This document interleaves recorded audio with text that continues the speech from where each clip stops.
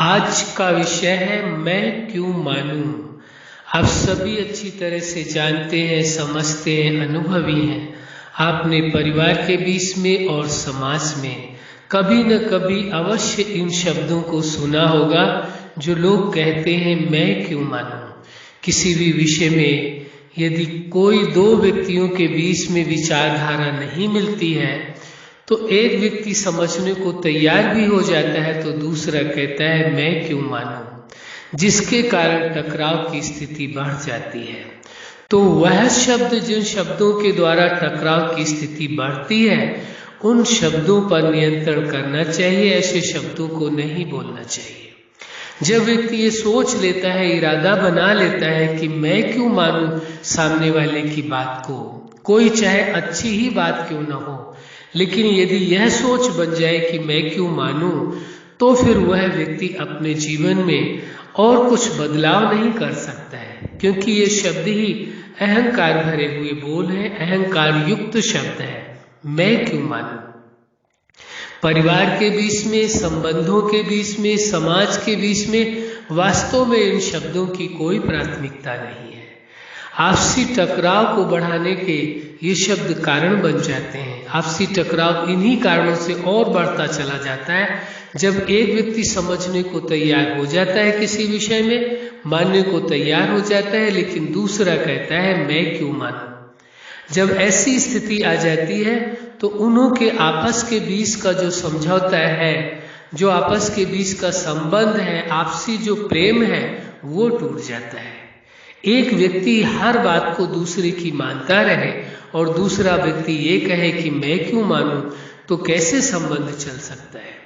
पर चाहे वो परिवार के बीच में हो, चाहे समाज के बीच में हो, दोनों में परम आवश्यक है जब आप दूसरे की बात को मानेंगे तभी वह व्यक्ति आपकी बात को मानेगा। यदि आप यह कह देते हैं कि मैं क्यों मानूं तो फिर निश्चित है सामने वाला भी आपकी बात को, चाहे आपकी बात कितनी अच्छी क्यों न हो, वह भी आपकी बात को स्वीकार नहीं करेगा, नहीं मानेगा।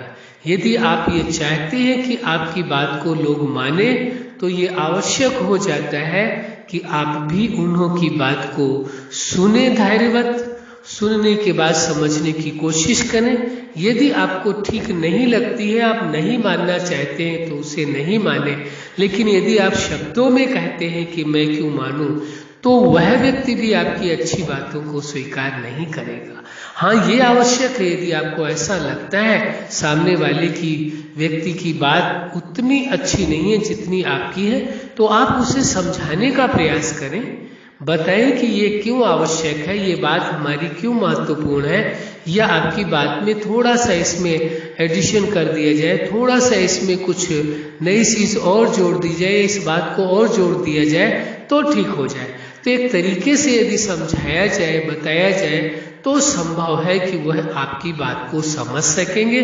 और यदि आप इस बात को कहते हैं कि मैं क्यों मानूं तो सामने वाला व्यक्ति भी कहेगा कि फिर मैं आपकी क्यों मानूं, चाहे आपकी कितनी ही अच्छी बात क्यों ना हो। सिद्धांत है जब आप दूसरों की बात मानेंगे तभी वह आपकी बात मानेंगे।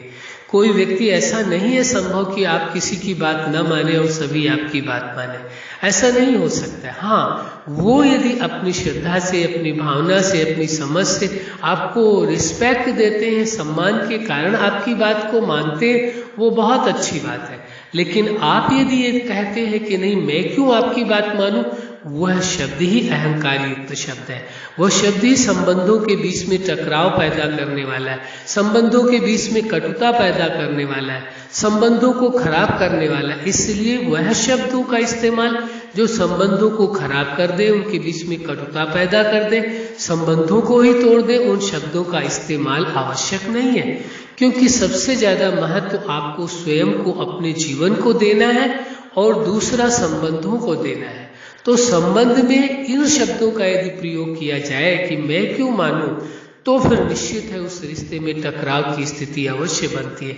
कोई व्यक्ति मान लीजिए उसकी मजबूरी है जिसके वजह से वो आपकी बात को सुन रहा है, समझ रहा है, लेकिन आप यदि उसकी बात को एक भी इस बात का सम्मान नहीं करते, आप कहते मैं क्यों मानूं, तो वो हो सकता है कि वो किसी कारणवश आपकी बात सुन ले लेकिन वह दिल से मान नहीं पाएगा, जब वो पूरी तरह से पूरे मनोभाव से मान ही नहीं पाएगा तो वो जो आपकी समझ है उसका वो उपयोग कैसे कर पाएगा, तो उसका भी कोई फायदा नहीं होगा। इसलिए ये आवश्यक हो जाता है, यदि व्यक्ति यह अपने लिए सोचे कि मैं क्यों मानूं, तो ये भी सोच करके चलना चाहिए कि फिर दूसरे को समझ देने की आवश्यकता नहीं है, वह व्यक्ति भी आपकी बात फिर क्यों माने। यदि आप नहीं मानना चाहते हैं तो वह भी नहीं मानेगा। यह सिद्धांत स्पष्ट है। यदि आप अपनी बात किसी को मनवाना चाहते हैं, कोई बात अपनी समझाना चाहते हैं, तो आपको दूसरों की बातें भी समझनी पड़ेगी, माननी पड़ेगी। यदि आप नहीं समझना चाहते हैं, नहीं मानना चाहते, तो निश्चित है उस संबंध के बीच में ऐसे शब्दों का प्रयोग केवल टकराव को ही बढ़ावा देता है कि मैं क्यों मानूं। तो सामने वाला समझेगा कि मैं कोई बुद्धू थोड़े हूं, मैं भी तो समझदार हूं, मैं क्यों मानूं आपकी बात। इसलिए आपसी टकराव को समाप्त करने के लिए आपको अपने संबंधों के बीच में अच्छा व्यवहार रखने के लिए ये आवश्यक हो जाता है कि कैसी स्थितियां हैं, परिस्थितियां हैं, चाहे वो समाज में हो चाहे संबंधों के बीच में हो, लेकिन ऐसे शब्दों का इस्तेमाल ना करें कि मैं क्यों मानूं, क्योंकि ये शब्द ही अपने आप में दूसरों के प्रति विरोध का भाव प्रकट करता है कि दूसरा व्यक्ति की बात को आप सम्मान नहीं दे रहे हैं। इसलिए यदि आप सामने वाले की बातों का सम्मान देंगे, करना न करना अलग विषय है, लेकिन कम से कम उसकी बातों का सम्मान देंगे, तो अवश्य वह आपकी बात को समझने की कोशिश करेंगे। फिर ये प्रश्न ही नहीं उठेगा कि मैं क्यों मानूं। ये शब्द ही वास्तव में अपने आप में ठीक नहीं है। यदि ऐसा आपको स्वीकार करना पड़ रहा है, बोलना पड़ रहा है, तो वास्तव में उस संबंध के बीच में कटुता की पूरी गुंजाइश है। अच्छा, आप अपने जीवन के हर क्षेत्र में सफल रहे, आज का विषय है मैं क्यों मानूं।